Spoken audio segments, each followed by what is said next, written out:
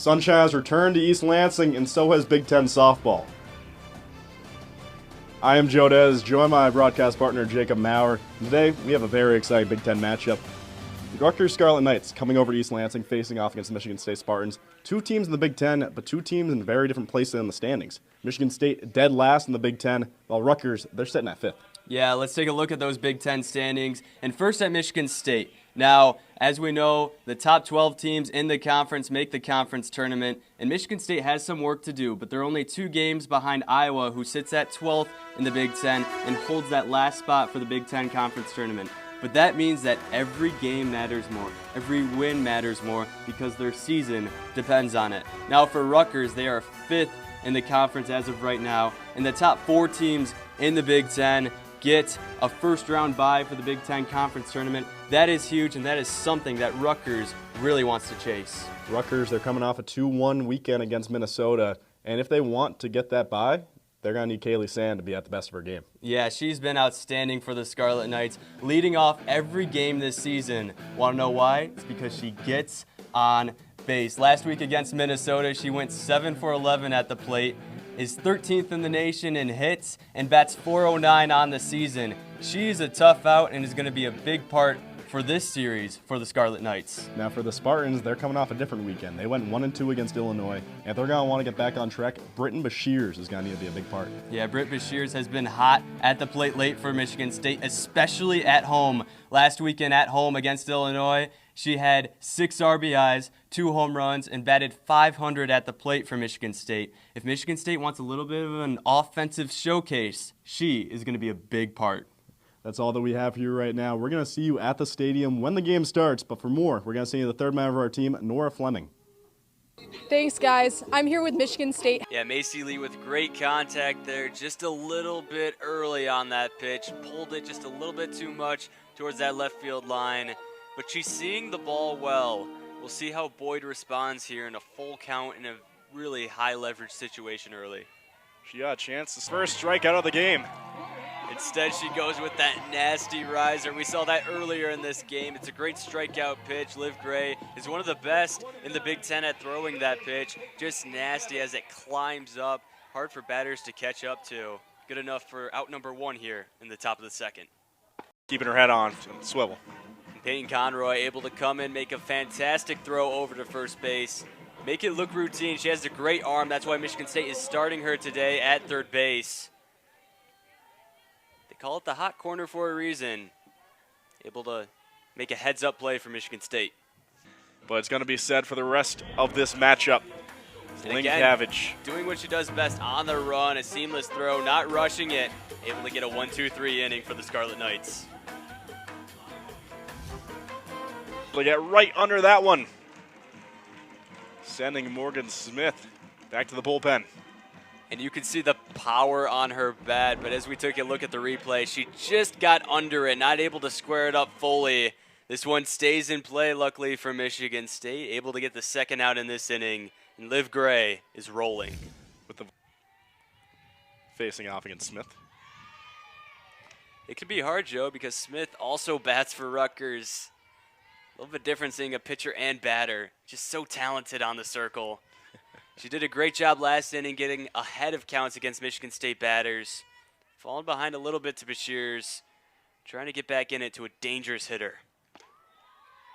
What Rutgers need. Smith has a riser too, and she used it there. Nasty pitch. Wash wasn't going to bunt there. She was going for it all, and just a little bit underneath. Great movement late. Able to get the swing and miss and a key first out in this inning. The little leaguers give it to a little leaguer. Have to. There we go. Just stolen out of his hand. The little leaguers taking home an entire trophy case of souvenirs today. Off her back. Great all game for Michigan State. Able to pick it up. Easy throw to first. 1-2-3 inning for Liv Gray. She has been rolling. Slamming into the wall. And what a defensive play, Joe. Chavez able to catch this one. Hannah Holly put a rocket on this one. But look at this, Chavez up against the wall, makes the catch, survives the contact, and fires a dart over to short, the relay to first, almost in time. Great defense for Rutgers there. A great relay, great communication, and a big out here in the bottom of the 5th inning. Medal. And Sand, oh my goodness, what a great defensive play. Able to catch it and make the tag. Awareness of the bases is exactly what Rutgers needs. Just a great double play here. Makes the catch, knows where Lee's at, tags her, gets the out. So huge for Rutgers. Will be by Conroy. And of course, it's Conroy making that catch. He has been fantastic at third base this game for Michigan State.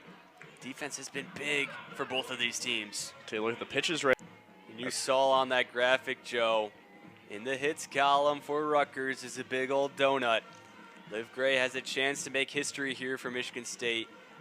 One of the seniors honored this weekend for Michigan State has pitched fantastic so far.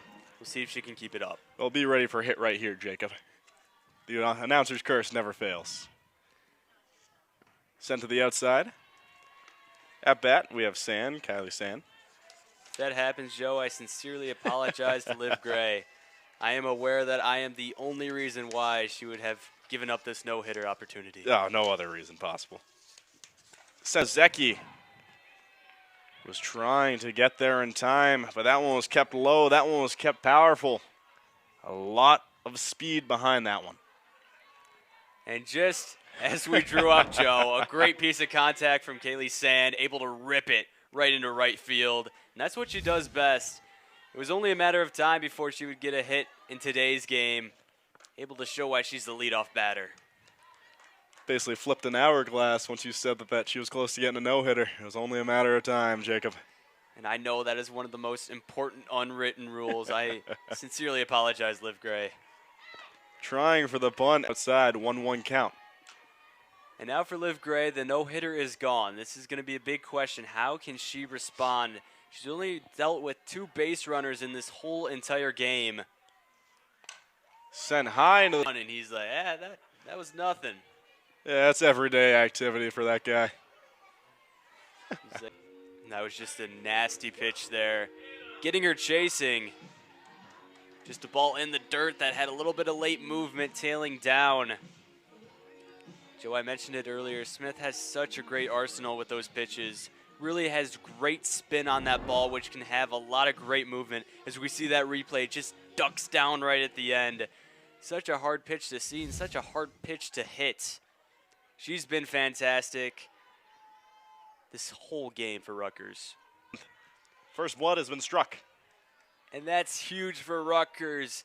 Michigan State has played great defense all game, especially Conroy at third base. She's able to field this quickly and just throws it away. That's costly for Michigan State. A run will score, and Joe, we talked about how big these runs are. The Scarlet Knights take advantage of Michigan State's errors.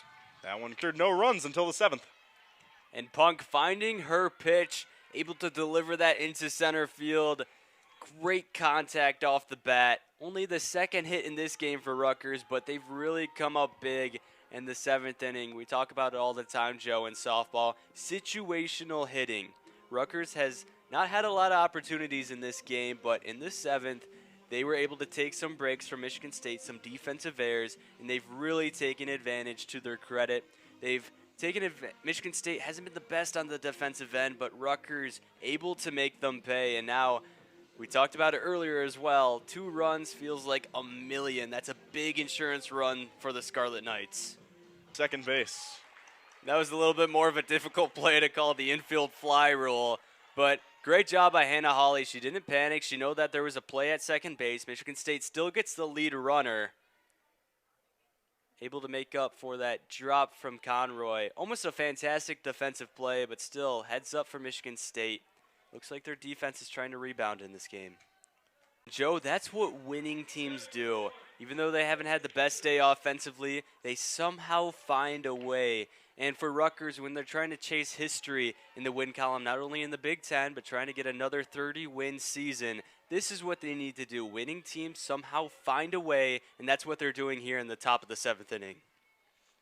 The miscue from Ross allows her to score. That's big, and it should be the end of the day for Liv Gray. Be making a little bit of a what a game from the Scarlet Knights in the end. And what a dominant 7th inning. This game was neck and neck throughout the whole contest. Michigan State had a little bit more scoring opportunities, unable to get that big hit. And then in the 7th inning, Rutgers able to score 3 runs and then a quick 1-2-3 inning to end it. That's what winning teams do, and that's a big reason why they won Game 1 here today.